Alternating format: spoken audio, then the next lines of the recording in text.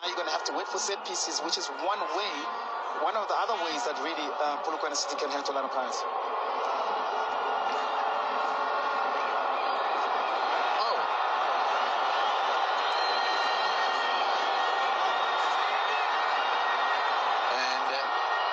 Let's look at Nintangela.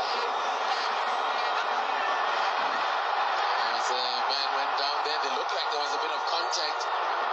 Referee Mr. Kwanza says, play out.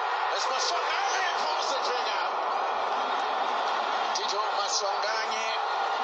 Again, Tito's trying to create space, even though he had options on his left-hand side, but those are shooting range areas. Coach will actually disallow, because you've seen him also scoring from this type of ranges. Yeah. Wasn't far from the target.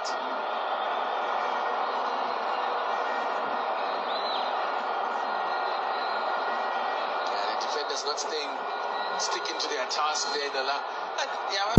You can't be marking one-on-one. You need to anticipate the spaces that they want to utilize, because at times your clever players like Apollos will remove you from the right positions. Your Tito Masanga will remove you from those right positions. Oh, could be a chance here.